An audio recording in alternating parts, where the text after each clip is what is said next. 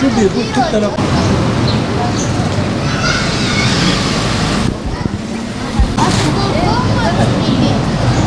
En son ödedim faturaları.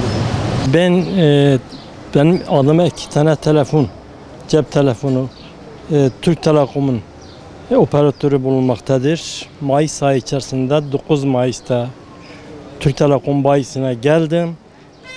Dedi ki bir aydan daha az süren vardı daha sözleşmenin bittiğine.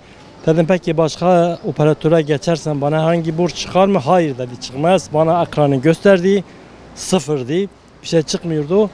9 Mayıs'tan Türk Telekom'u kapatıp başka bir operatöre geçtim. Aradan 3-4 gün geçti, baktım tekrar bana bir fatura geldi. Eski fiyat üzerinde 193 lira. Onu hemen geldim elden ödedim Türk Telekom bayisine. Akabinde bir hafta daha geçti, baktım bu sefer 500 küsür ikinci bir fatura geldi her telefonuma. Yani 500 1 milyon küsür fatura geldi her iki telefonuma.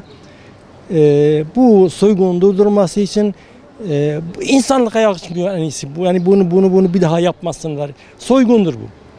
Sizden ricam bunu herkese duyurun. Devlet bunları denetlesin, bu önlemi alsın, sık sık bunları denetlesin, hata yapanın cezasını versin. Binlerce vatandaşlar benim durumda olanlar ve ben mesela Türk Telekom bayisine geldim, baktım 6-7 kişi benim durumda olanlar vardı. Aynı şekilde cayma bedelidir. İşte 522 lira, 524 lira her telefon için cayma bedeli ediyorlar. Evet, bu soygunun durdurulması için ne gerekiyorsa devlet yapsın.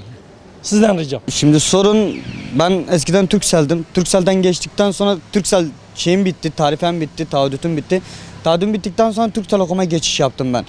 Türk Telekom'a geçince cayma bedelinin olmayacağını gördüm. Bayiye gittim, bayiden de gördüm cayma bedeli çıkmıyordu. Ekranda da gösterilen cayma bedeli görünmediği için. Turkcell'e taşındım. Turkcell'den tekrar Türk Telekom'a taşındım kendimi cayma bedeli görünmediği için. Ondan sonra bana 1300 küsüründe cayma bedeli çıkardılar. Faturama yansıttılar, 1300 TL faturama yansıttılar.